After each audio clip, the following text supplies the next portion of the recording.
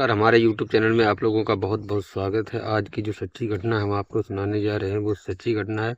उत्तर प्रदेश में एक जिला लगता है मेरठ, वहीं का एक थाना लगता है ब्रह्मपुरी।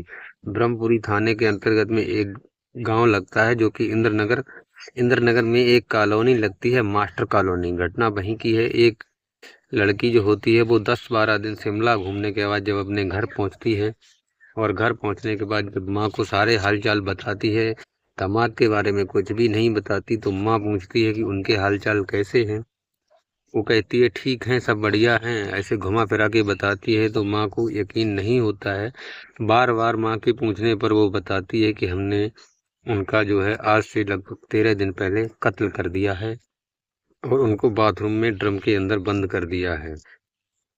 तो नमस्कार, मैं हूं अतुल तिवारी। आज के इस कहानी के माध्यम से ये समझने की कोशिश करेंगे, ये जानने का प्रयास करेंगे कि क्या हुआ होगा, कैसे ये कहानी रची होगी। वो एक 26 साल की बेटी इतनी खूनी किस तरह से बनी होगी, बारीकी से समझने का प्रयास करेंगे। एक पति 24 फरवरी को लंदन से घर आता है। घर आने के बाद 25 फरवरी को उसकी बेटी का जन्मदिन होता है। जन्मदिन की तैयारी करता है, जन्मदिन मनाता है अच्छी तरीके से। उसके बाद 27 तारीख को उसकी सालगिरह होती है और सालगिरह भी पूरी रूप से मनाता है, खुशियां मनाता है, गीत गाता है, बहुत सारी कामनाएं करता है। उसके बाद क्या होता है, एक 4 मार्च को रात के 11 बजे मुस्कान जो उसकी पत्नी होती है कोई नशीला पदार्थ उसको खिला देती है। खिलाने के बाद जब वो खा पी करके लेट जाता है तो उसके शरीर में इतनी क्षमता नहीं रहती है कुछ भी करने की। और जैसे ही रात के 11 बजते हैं तो वो मुस्कान एक चाकू उठाती है और चाकू उठाने के बाद उसके सीने के ऊपर बैठ जाती है। बैठने के बाद चाकू से वार करती है, एक के बाद एक वार करती है और उस व्यक्ति के एक पैर पकड़े होता है। तो कुछ समय वार करने के बाद फिर वो जो पैर पकड़े रहता है वो चाकू पकड़ लेता है और जो चाकू पकड़े रहता है वो पैर पकड़ लेता है।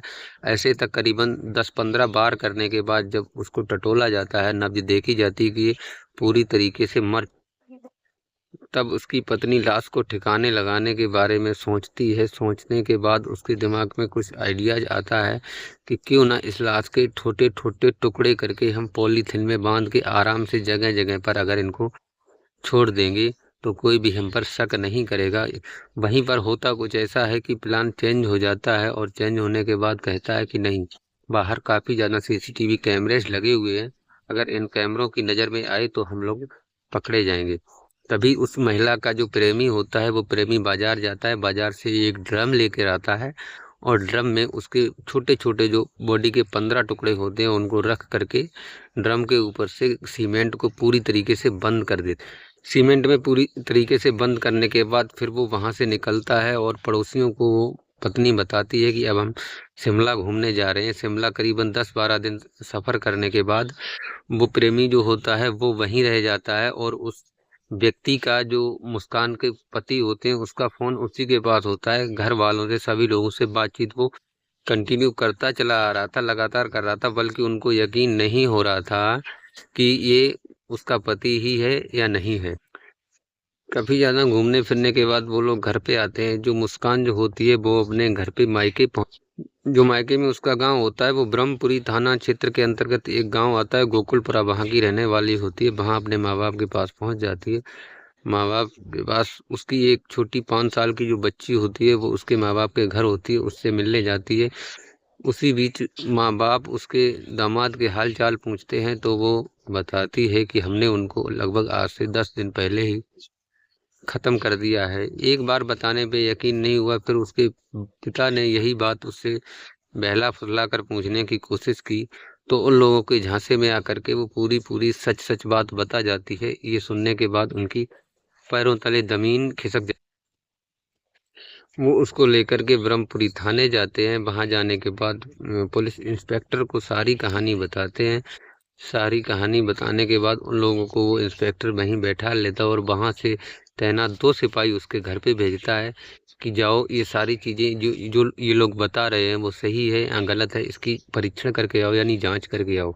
सिपाही घर पे जाते हैं, पूरे घर में घूमते हैं फिरते हैं और लौट कर वापस आते हैं और कहते हैं ये लड़की झूठ बोल रही है, ऐसा कुछ भी नहीं है। हम इसके घर पे भी गए जहाँ इन्होंने बताया था, बाथरूम में भी देखा, पूरा बाथरूम क्लीन है, पूरी तरह से साफ पड़ा हुआ है, वहां पर ऐसा कोई चीज मुझे नहीं मिला। तब उस लड़की से फिर से पूछा जाता है, फिर से कहा जाता है, तो वो लड़की कहती है वहीं बाथरूम में एक जो ड्रम रखा हुआ है, उस ड्रम के अंदर ही तो मेरे पति की लाश रखी हुई है।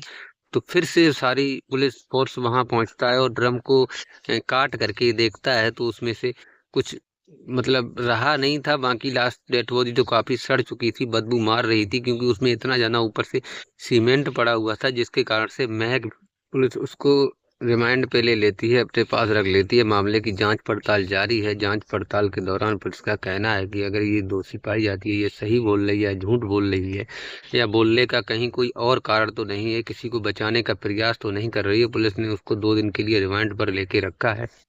साथ ही साथ आपको बताते चले प्रेमी के बारे में। अगर ये इस कहानी के थोड़े बैकग्राउंड में जाने की कोशिश करें तो वहां से पता चल, ब्रह्मपुरी का रहने वाला एक लड़का होता है जिसका नाम सौरभ राजपूत होता है, और वो उसके पिता एक रिटायर इंडियन ऑयल के कर्मचारी होते हैं। वो एक दिन किसी दुकान पर जाता है सौदा लेने। वहां पर उसको एक मुस्कान दिखती है, जो कि मुस्कान वाकई में अच्छी मुस्कान ही होती है।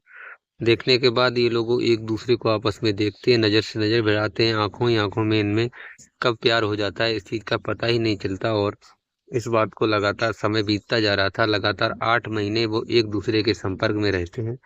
संपर्क में रहने के बाद वो अपने आपस में एक दूसरे से शादी कर लेते हैं और अच्छी तरह से अपना जीवन व्यतीत कर रहे थे। और इसका इसका पति जो होता है सौरभ नाम का, वो भी मतलब लंदन में काम करता था, लंदन में किसी कंपनी के अंदर जॉब करता था, तो उसको इतना सारा समय नहीं मिलता था जो घर पे ज्यादा समय व्यतीत कर पाए। और ये पत्नी जो थी मुस्कान नाम की, वो घर पे अकेली रहती थी।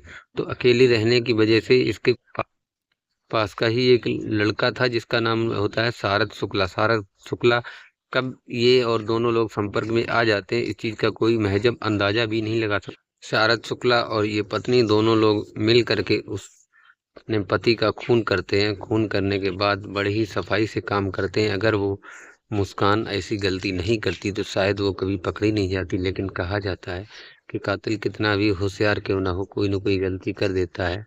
कहता है कि जिसे नाथ दारुण दुख देही, उसकी मत पहले अल्ले। शायद उसकी बुद्धि ने इस प्रकार से काम नहीं किया था। हम तो धन्यवाद उन माँ बाप का बोलना चाहेंगे जिन्होंने उस बेटी को 18 से 20 वर्ष तक पाला पोसा। उसके बाद जब उसने ऐसी कहानी बताई तो वो भी इस बात से सहमत हैं कि इसको इसके किए की सजा मिलनी चाहिए। अगर इस कहानी में कोई और अपडेट आता है तो आपको जल्द से जल्द बताने की कोशिश करेंगे। जय हिंद, जय भारत। मिलती हैं किसी अगली कहानी के साथ। तब तक अपना और अपने परिवार का ख्याल रखें, सुरक्षित